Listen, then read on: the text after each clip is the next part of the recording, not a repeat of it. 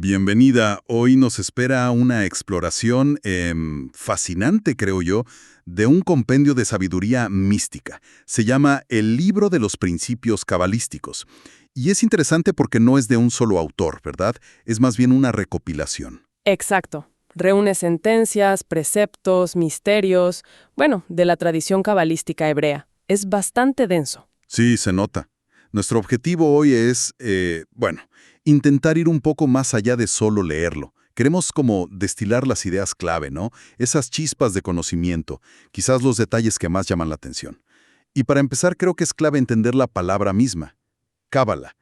¿Qué nos dicen las fuentes de dónde viene? Sí, totalmente de acuerdo. Es el punto de partida. El texto lo subraya mucho. Cábala o cábala, si lo decimos en hebreo, viene del verbo kibbel. Kibbel. ¿Y eso qué significa? Significa recibir. Y esto es fundamental, porque se refiere a una sabiduría que viene de lo alto. O sea, es una tradición recibida, no es algo que alguien inventó. Ah, claro. Según los cabalistas, es como la dimensión interior, la secreta, de lo que Moisés recibió en el Sinaí, junto con la ley escrita, la Torá. O sea que no es solo, digamos, un estudio intelectual. Es más bien recibir algo que se transmite. Justamente. Y el texto, claro, lo asocia mucho con figuras clave, como el rabí Simeón Bar Yochai. El del Zohar, ¿no? Él mismo. Se le atribuye el Sefer HaZohar, el libro del esplendor, que es, la obra cumbre de la literatura cabalística, el texto que ilumina toda esta sabiduría recibida.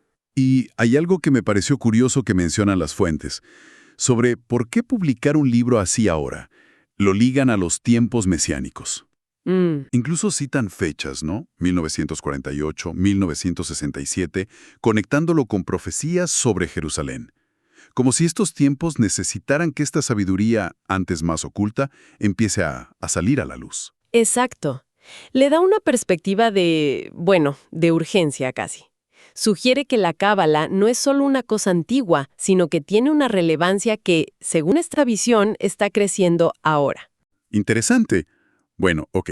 Con esa base entonces, entremos en materia. Las fuentes nos meten de lleno en conceptos de la divinidad, la creación. Usan términos como el anciano de los ancianos. Sí. O el oculto entre los ocultos. Son muy poéticos, ¿no? ¿Pero qué quieren decir? ¿A qué apuntan realmente? Apuntan a lo más incomprensible, al misterio absoluto de Dios en su estado más primordial, lo que la Cábala llama el Ein Sof. Ein Sof. Literalmente sin fin, el infinito. Es algo tan trascendente que, escapa a cualquier descripción, a cualquier concepto humano. Claro, ¿cómo pones en palabras lo infinito? Exacto. Y para que algo distinto a ese infinito pudiera existir, para que hubiera creación, las fuentes hablan de un concepto clave. Lo atribuyen a Isaac Luria. Es el Tzimtzum. Tzimtzum. Eso. ¿Y eso qué implica?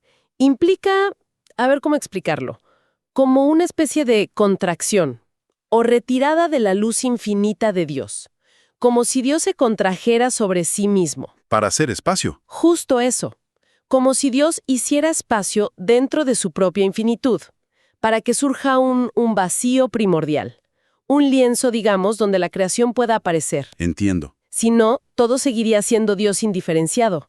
No habría lugar para mudos ni para seres. Es paradójico, pero necesario para explicar cómo lo finito sale de lo infinito.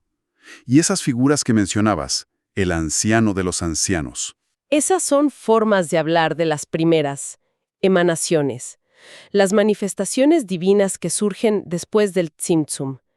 El anciano de los ancianos, o el gran rostro, Arij Ampin, representa esos aspectos más primordiales, más cercanos al Ein Sof. ¿Y la pequeña figura? En contraste, sí. La pequeña figura, o pequeño rostro, Zeir Ampin, representa aspectos divinos más inmanentes, más involucrados en crear y gobernar los mundos. Pero, y esto el texto lo recalca, es vital recordar que aunque usemos nombres distintos, distintas caras, en esencia todo es uno. Entiendo. Mencionan también 3 cabezas superpuestas que aluden a niveles supremos de conciencia divina: la voluntad, la sabiduría oculta, el entendimiento que empieza a dar forma. Son metáforas para lo que no se puede nombrar fácilmente. Vale. Y esta creación, una vez hecho ese espacio, ¿cómo se despliega? El texto habla de 32 misteriosos senderos de sabiduría Ujú. y de 3 sefarim. Sefar, Sefer y Sipur. Suena muy estructurado. Y lo es. Los 32 senderos combinan las 10 sefirot, Las emanaciones divinas, esas mismas, los atributos divinos, y las 22 letras del alfabeto hebreo, que ya veremos que son cruciales. Y los 3 sefarim, bueno, vienen del verbo safar, contar, escribir, relatar. Se interpretan de varias formas, pero a menudo como el número, la estructura anatemática, el texto, la Torá como narrativa divina y la comunicación, el relato vivo. qué interesante. Y sí, la imagen que mencionaste antes es potentísima. La ley, la Torá, existiendo antes de la creación, como el prototipo del mundo, escrita por acción del fuego negro sobre el fuego blanco. Fuego negro sobre fuego blanco. Es una imagen visual, impactante para algo tan abstracto. Sugiere que la estructura profunda de la realidad es información, es significado, antes que materia. Y esta creación no es un bloque único, ¿cierto? Hablan de distintos mundos. Exactamente. Describen principalmente 4 mundos. Son como niveles que van descendiendo de realidad o de conciencia. Uno emana del otro. ¿Cuáles son? Está Atzilut, el mundo de la emanación pura, el más cercano a lo divino.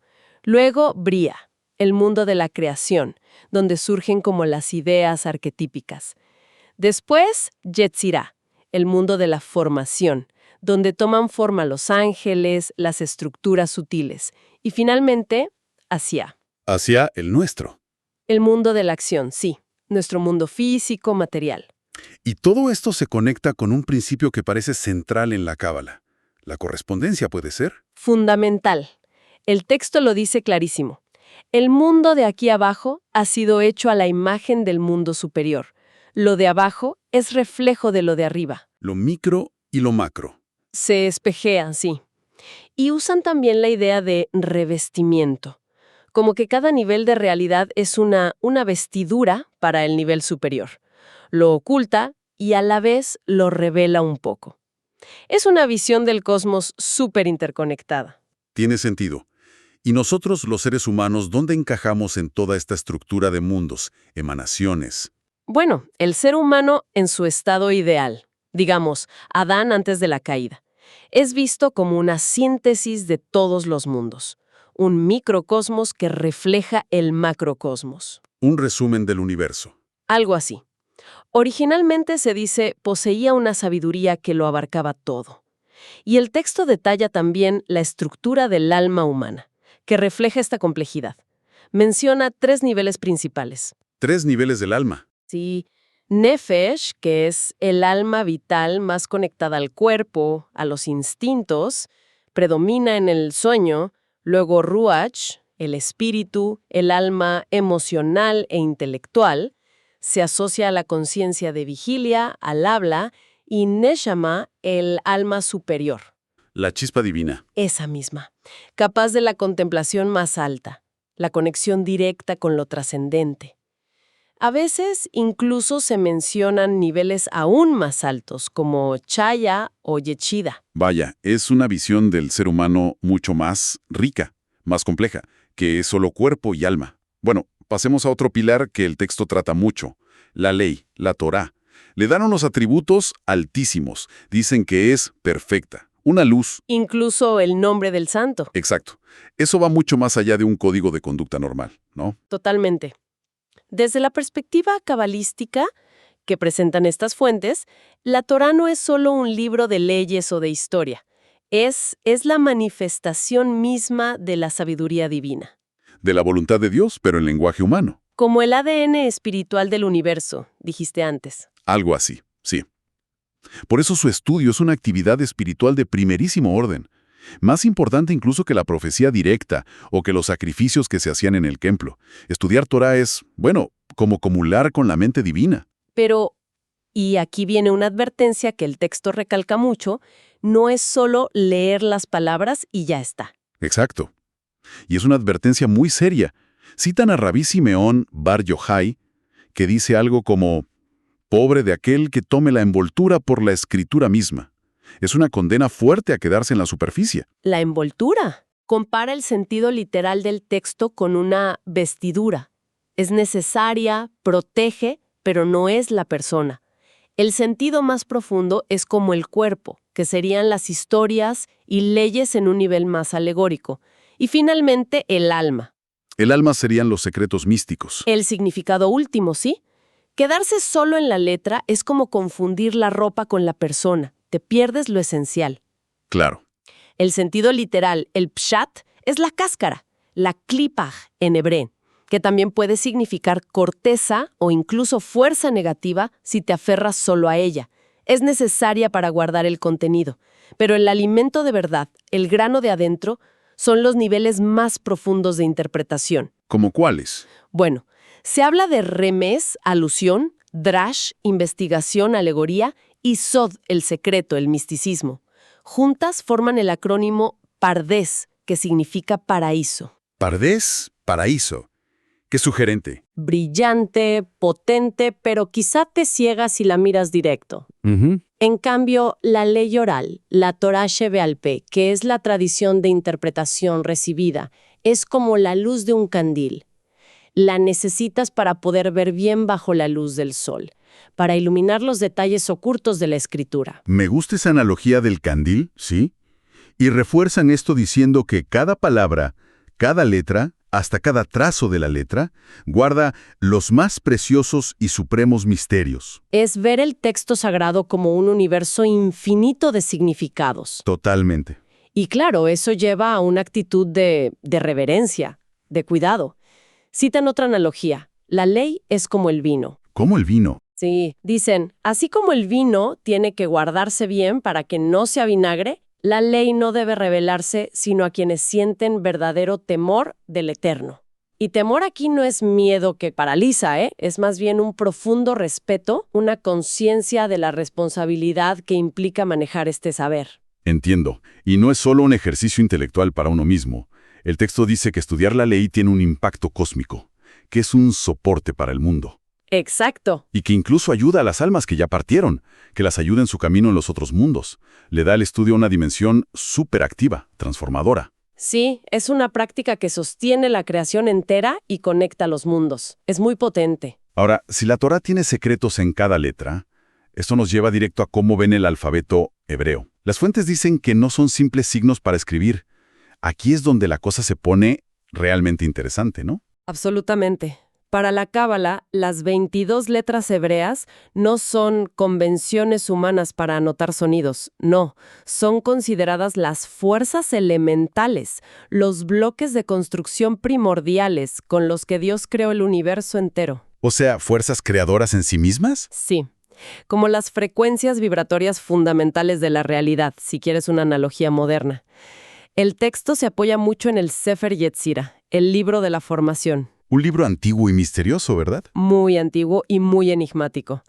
Describe cómo Dios grabó, talló, pesó, permutó y combinó estos 22 letras para dar origen a todo. Al tiempo, al espacio, al alma humana, a todo. Increíble. Y cada letra tiene su forma gráfica, su sonido, su valor numérico, la gematria y un significado simbólico y ontológico súper profundo. Una esencia propia. Las clasifican en 3 grupos. 3 letras madre, Aleph, Mem, Shin, que asocian a los elementos aire, agua y fuego. Luego 7 letras dobles. Beth, Gimel, Dalet, Kaf, Pe, Resh, Tav. Ligadas a los planetas y a las dualidades como vida-muerte, paz-guerra. Y finalmente, 12 letras simples que conectan con los signos del zodiaco y las facultades humanas. Dan ejemplos concretos, ¿verdad? Para que se entienda mejor. Mencionan Aleph, la primera letra. Valor numérico 1. ¿Qué representa? Aleph, al ser el 1, representa el espíritu creador, el principio, el aliento divino, la unidad que está debajo de toda la multiplicidad. Su forma misma a veces la ven como un punto arriba y otro abajo conectados por una línea diagonal. Simboliza la conexión entre los mundos de arriba y abajo. Y es silenciosa. Representa el potencial puro, antes del sonido. ¡Qué profundo! Y luego está Beth, B, la segunda letra, valor 2. Dicen que fue elegida para empezar la creación, con la palabra Bereshit, en el principio. ¿Por qué Beth y no Aleph, la unidad? Esa es una pregunta clásica que se hacen los cabalistas. Beth representa la dualidad, la diferenciación. Y eso es necesario para que empiece la creación, que es múltiple por naturaleza. Claro, la unidad no puede empezar la multiplicidad. Exacto. Bet también simboliza la casa, Bayit, en hebreo, el contenedor para la creación. Y tiene como una apertura hacia adelante, ¿ves? Simboliza el inicio del proceso creativo en el tiempo y el espacio. La elección de Bet se ve como un acto divino lleno de significado.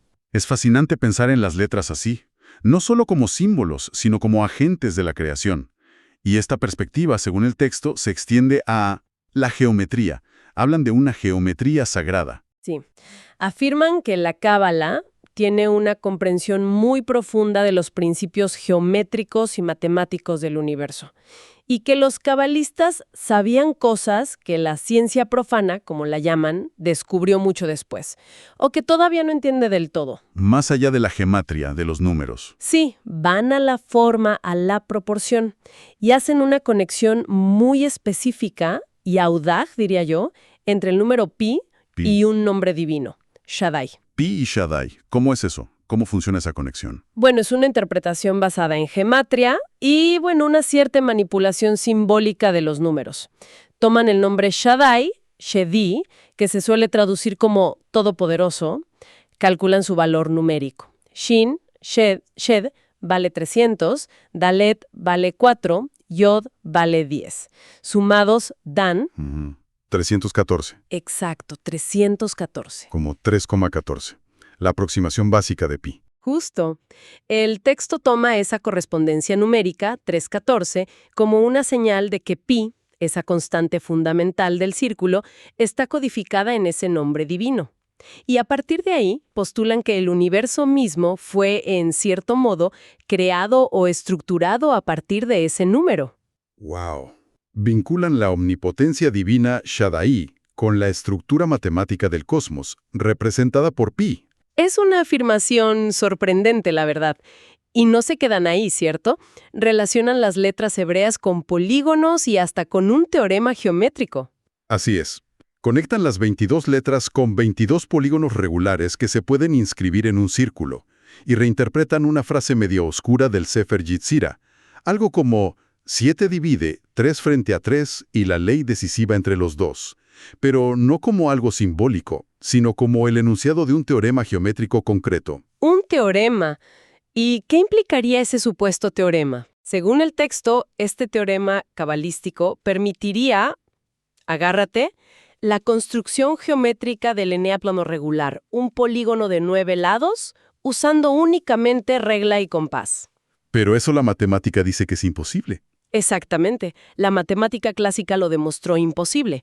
Por eso, ellos argumentan que si esta construcción fuera válida, mencionan una demostración de un tal Rahamim Tibika, probaría no solo que su interpretación del Sefer Yetzirah es correcta, sino también la existencia y la naturaleza matemática del poder divino simbolizado por Shaddai. Vaya.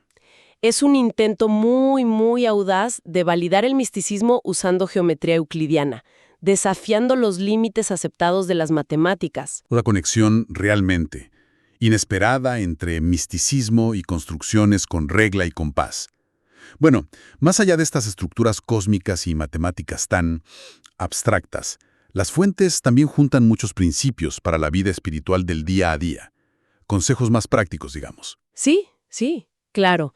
El libro de los principios cabalísticos no es solo teoría. Tiene muchas máximas sobre cómo vivir una vida con sentido espiritual. Por ejemplo, enfatizan mucho la kavaná. La intención. La intención consciente detrás de lo que haces. A menudo la valoran incluso más que la acción externa en sí. Resaltan virtudes como la humildad, shiflut. La ven como un recipiente necesario para poder recibir la sabiduría divina. Hablan de la importancia de la alegría, la simjá, al servir a Dios. No como algo superficial, sino como una expresión de confianza, de conexión. Y subrayan muchísimo la necesidad de encontrar un rab, un maestro sabio, alguien que te guíe. Esencial, imagino. Sí, para navegar toda esta complejidad de la tradición y de la vida espiritual. Y tocan temas existenciales fuertes, como el sufrimiento.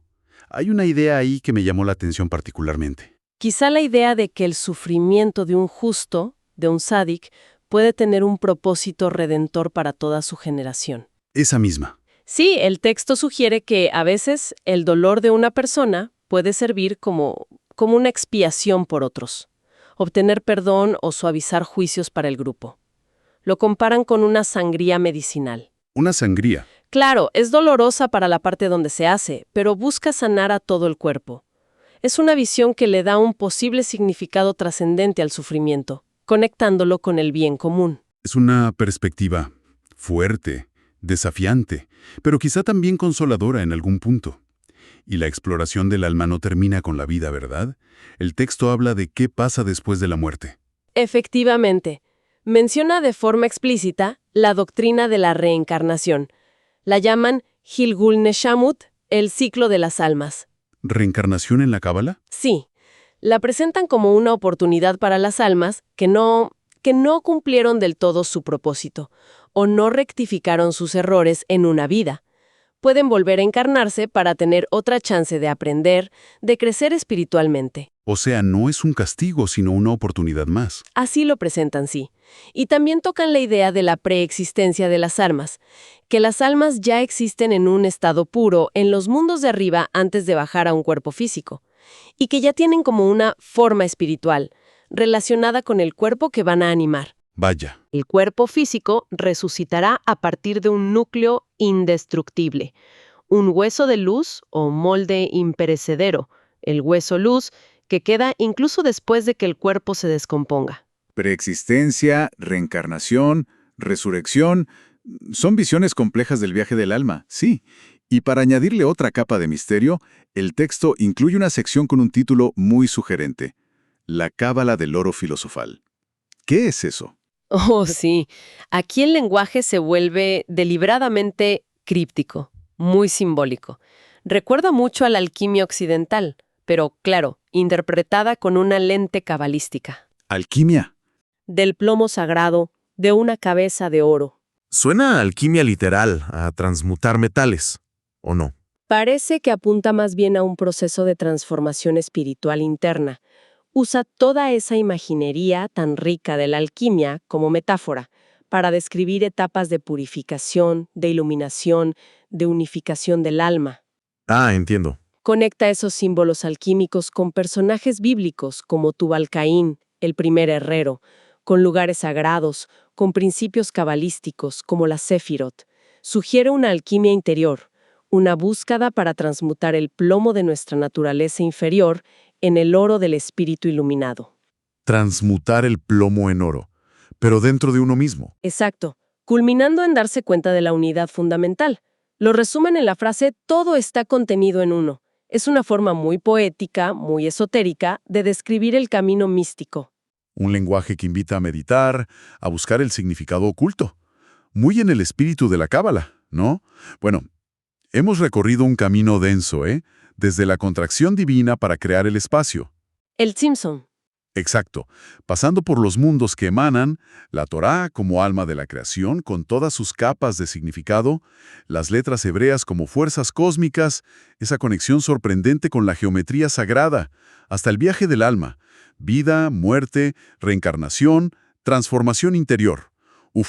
Entonces, ¿cuál dirías que es el mensaje central que podemos sacar de todo esto? Creo que el hilo conductor, lo fundamental, es la idea de una realidad que está profundamente interconectada, que es simbólica, llena de significado oculto, donde nada es azaroso. La Cábala, como la presentan estas fuentes, te ofrece un juego de herramientas. Herramientas. Sí, conceptuales, textuales, meditativas, para descifrar y sobre todo para experimentar esa conexión radical entre nosotros, lo humano y lo divino, entre el microcosmos que somos y el macrocosmos donde vivimos. Ver más allá de la superficie. Exacto. Es una invitación a buscar la unidad que está debajo de todo. El estudio, la contemplación de los símbolos, practicar los preceptos con la intención correcta, con Kavaná. Todo apunta a desvelar esa realidad interior. Como bien dice el texto, citando un salmo, porque contigo está el manantial de la vida. En tu luz veremos la luz. En tu luz vemos la luz. Todo es un reflejo de esa luz primordial, de esa unidad. Una visión del mundo como un texto vivo entonces, lleno de secretos por descubrir. Para dejar pensando a quienes nos escuchan, hay una idea en el texto que me pareció particularmente provocadora. A ver. Menciona que en la futura era mesiánica, hasta los niños más pequeños conocerán los misterios de la sabiduría. Y pensaba, históricamente la cábala ha sido súper esotérica, ¿no? Reservada.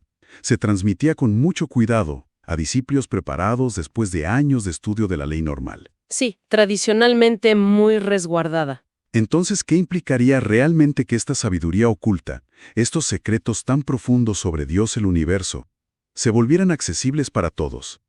Tan comunes que hasta un niño pudiera entenderlos. ¿Qué clase de transformación inimaginable sería esa para la conciencia humana, para nuestra forma de ver la realidad y nuestro lugar en ella? Uf, es una pregunta enorme. ¿Sí? Un pensamiento para seguir explorando.